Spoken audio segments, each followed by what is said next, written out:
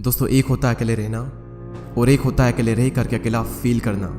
भले ही हमारी टेक्नोलॉजी बहुत ही एडवांस हो चुकी हो, हम चांद तक क्यों ना पहुंच गए हो, लेकिन हमारा सबकॉन्शियस माइंड उस रफ्तार से डेवलप नहीं हो पाया है। उसे आज भी यही लगता है कि जिस तरह हमारे लिए पहले ग्रुप में रहना जरूरी था, क्योंकि अगर ग्रुप में नहीं रहेंगे तो जानवरों को शिकार नहीं कर पाएंगे, बल्कि खुद जानवरों का शिकार बन जाएंगे। और इसी वजह से हमारा ब्रेन आज भी अकेलेपन को डेंजर का साइन मानता है। साइंटिस्ट ने एक बार एक एक्सपेरिमेंट किया और उसमें लोगों से पूछा गया कि आप अपने नेगेटिव थॉट्स के साथ में 15 मिनट अकेले रहना पसंद करेंगे या फिर एक बिजली का झटका। और रिजल्ट जानकर आपको हैरानी होगी कि 67% मैन ने और 25% वुमेन ने बिजली के झटके को चुना। लोग खुद के साथ 15 मिनट अकेले नहीं रह सकते। जिन विचारों के साथ उन्हें पूरी जिंदगी बितानी है, उनके साथ वो 15 मिनट अकेले नहीं रह सकते। लेकिन हम यहाँ पर बात कर रहे हैं अकेले रहने की। जंगल का राजा शेर ज़्यादा टाइम अकेले रहना पसंद करता है। उसकी ज़िंदगी में ऐसी बहुत सी सिचुएशन आती है जहाँ पर उसे भेड़ियों का झुंड घेर लेता है। उस वक्त वो ना तो अकेला फील करता है और ना ही वो कमज़ोर फील करता है।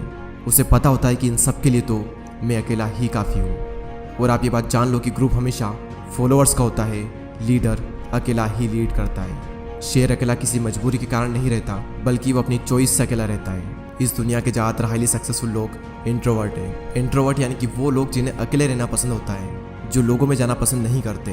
बिल गेट्स, जो कि माइक्रोसॉफ्ट के को फाउंडर है, 7 दिन के लिए बिना किसी टेक्नोलॉजी के अपने फ्रेंड्स एंड फैमिली से दूर रहकर अकेले रहते हैं। और इसका रीज़न वो ये बताते हैं कि इससे उनकी क्रिएटिविटी बढ़ती है, उनके माइंड में नए नए आइडियाज़ आते हैं और अपनी लाइफ के कई सारे बड़े बड़े डिसीजन उन्होंने इसी दौरान लिए हैं। और ये सभी लोग किसी मजबूरी की वजह से अकेले नहीं रहते, ये अपनी चॉइस से अकेले रहते हैं, क्योंकि उन्हें पता होता है कि एक अकेला इंसान अकेले रहने के 4 ऐसे फायदे मैं आपको बताऊंगा जिन्हें समझने के बाद में आप भी अकेले रहना पसंद करोगे। पहला पॉइंट है बूस्ट क्रिएटिविटी। निकोला टेस्ला, जो कि एक महान वैज्ञानिक रह चुके हैं, जिसकी वजह से हमारे घर में इलेक्ट्रिसिटी आ रही है, जिनकी वजह से आज हम इतनी गर्मी में एशियन कूलर की हवा ले रहे हैं, जिन्होंने 300 से भी ज़्यादा इन्वेंशन किए हैं। उनका कहना यह है कि be alone that is the secret of invention, be alone that is when ideas are born.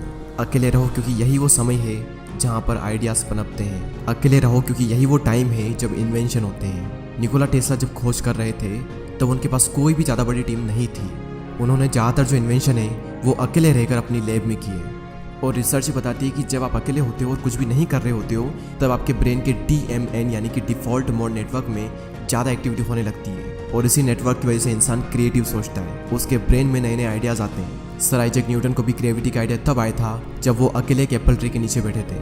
मेरे इस यूट्यूब चैनल पर इतनी सारी वीडियो है, इनमें से एक भी वीडियो ऐसी नहीं है जो कि मैंने किसी के साथ बैठकर बनाई हो। सारी वीडियोस के आइडिया मुझे अकेले में आए हैं और सभी वीडियो की स्क्रिप्ट मैंने अकेले बैठकर ही लिखी है। अगर मेरे साथ कोई है तो मैं कभी भी काम नहीं कर सकता। मुझे एकांत माहौल चाहिए, क्रिएटिविटी, इंक्रीज्ड फोकस।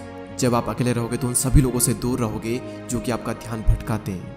आपका पूरा फोकस बस एक ही जगह पर रहेगा, आप चाह कर भी भटक नहीं सकते। आज से 4 साल पहले जब मैंने अपनी यूट्यूब जर्नी स्टार्ट की थी, तब मेरी लाइफ में सिर्फ 3 से 4 ही फ्रेंड थे और उनसे भी मेरा मिलना बहुत ही कम होता था। उस वक्त मैं ज़्यादातर टाइम अकेला ही रहता था और मुझे बहुत अच्छा लगता अकेले रहना, क्योंकि अकेले में मैं एक जोन में होता था।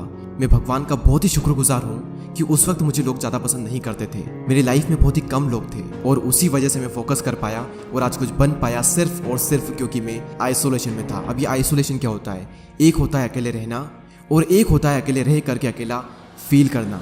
अकेले फील करना यानी कि लोनलीनेस, अकेलापन।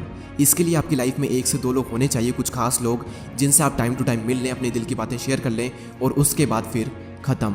और एक होता है अकेले रहना यानी कि आइसोलेशन, जहाँ पर आपका focus, creativity and productivity next level पर होती है। आइडियाज़ आते हैं, हम ग्रो करते हैं, अपनी क्षमताओं का पूरा इस्तेमाल करते हैं। और यही हुआ मेरे साथ जब मैं आइसोलेशन में चला गया। तीसरा सबसे बड़ा फ़ायदा सेल्फ अवेयरनेस। आप खुद को जान पाते हो।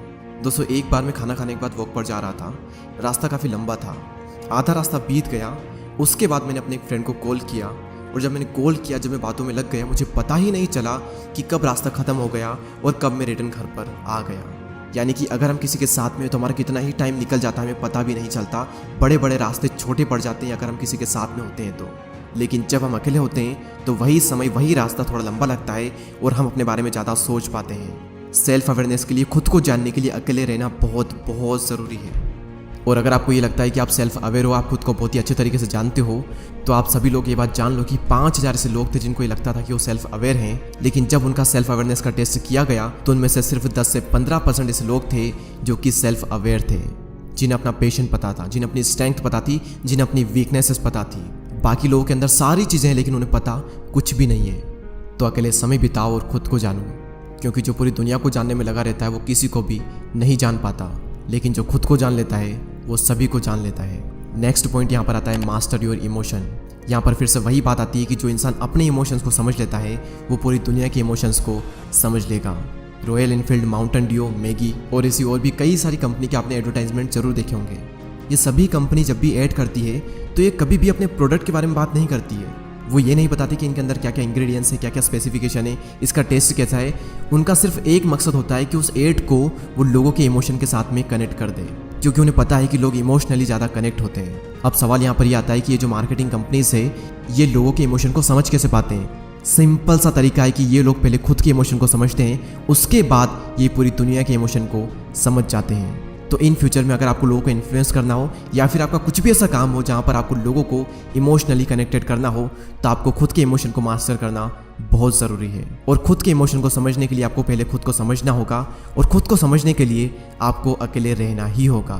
तो इसीलिए अकेले रहें, एकांत में रहें और अपनी पूरी आत्मा एक काम में डाल दो। एक दिन लोग आपसे मिलने को तरस जाएंगे। दोस्तों इस वीडियो में इतना ही। अगर आपको ये वीडियो अच्छी लगती है तो लाइक करें एंड चैनल को सब्सक्राइब करके बेल आइकन को प्रेस करें। मैं आपसे मिलूंगा अगले वीडियो में, तब तक के लिए जय हिंद।